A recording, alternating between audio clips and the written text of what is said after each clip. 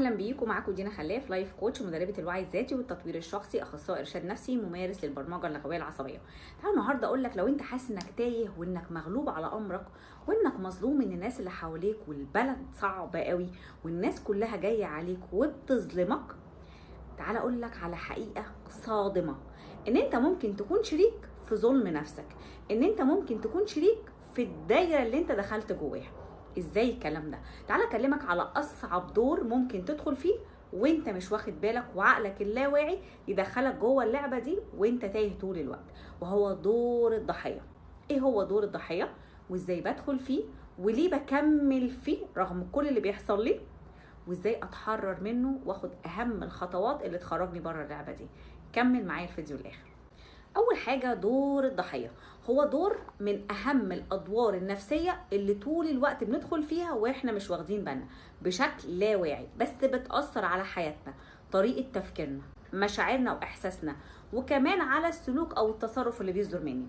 دور الضحيه هو من اصعب الادوار اللي ممكن تكون بتريحنا، ان انا مش بواجه، مش بتحمل مسؤوليه، بس للاسف الشديد بتدخلك جوه دايره مش بتقدر تخرج منها بسهوله. دور الضحيه بيخليك دايما عاطي القوه للناس اللي حواليك وساحبها منك، وحاسس طول الوقت بضعف وعجز، وحاسس ان انت للاسف مالكش يد في اي حاجه، وحياتك والواقع اللي انت عايش فيه الناس هي المسؤوله عنه، وهي اللي بترسم لك الحياه بتاعتك هتمشي ازاي. دور الضحيه بيخليك تعيش واقع الناس او الظروف هي اللي بترسمه ليك، وانت شايل ايدك لان انت مش قادر تتحمل اي مسؤوليه، وسبب المعاناه اللي انت عايش فيها طول الوقت شايف ان الناس والظروف هي السبب فيه. تعال اقول لك ايه العلامات اللي بتقول ان انا ممكن اكون في دور ضحيه وانا مش واخد بالي. اول علامه عندنا اللوم الكتير. انا دايما بلوم على الظروف وبلوم على الناس ان هم السبب في اللي انا فيه. انا في الظروف دي بسبب بابايا، بسبب مامتي، بسبب المجتمع، بسبب البلد، بسبب المسؤولين، بسبب المدير بتاعي. انا سبت الوظيفه بسبب مديري.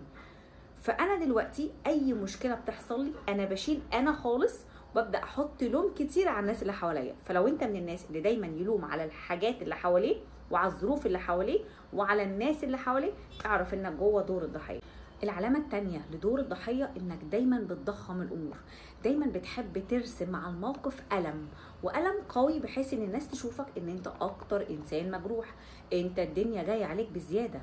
فطول ما انت بتحكي، انت بتحكي عن طريق مشاعرك، عن طريق الألم اللي انت اتألمته، قد ايه هم جرحوك، قد ايه هم وجعوك. فبتبدأ تحكي القصة وتطلع بيها انك انسان اكتر انسان اتوجع واتجرح في الدور او في الموقف اللي انت بتحكي عنه. دور الضحيه هتلاقي نفسك طول الوقت بتنتظر تعاطف وحب الناس ليك، بتحكي عشان يطبطبوا عليك ويبداوا ان هم يتعاطفوا معاك.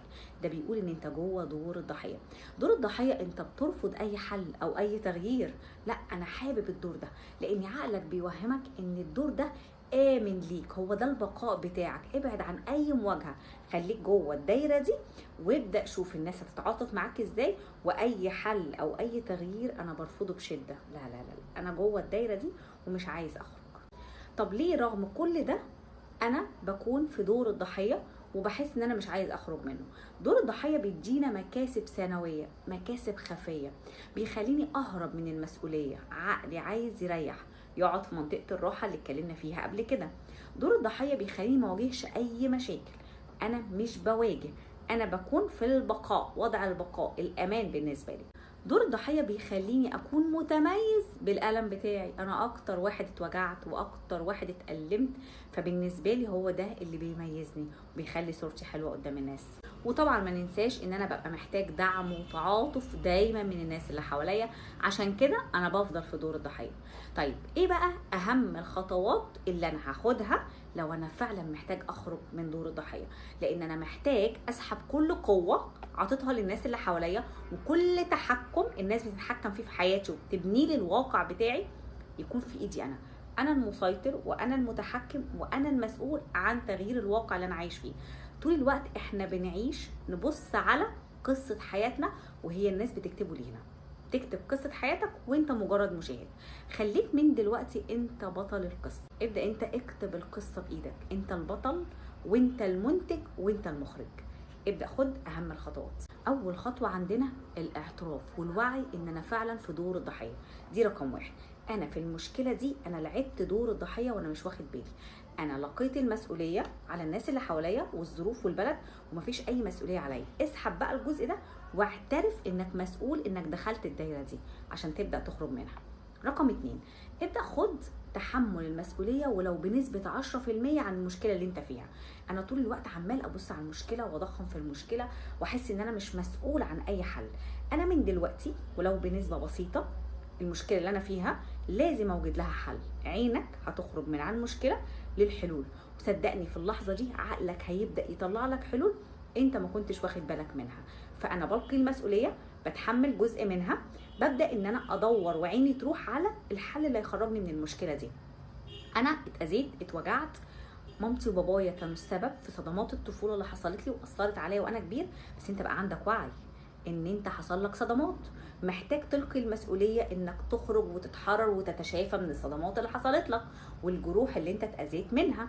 وابدأ خد المسؤولية. ممكن ان انا ادور على دعم يدعمني، ممكن لايف كوتش، ممكن معالج نفسي، ممكن اخصائي نفسي، ايا كان.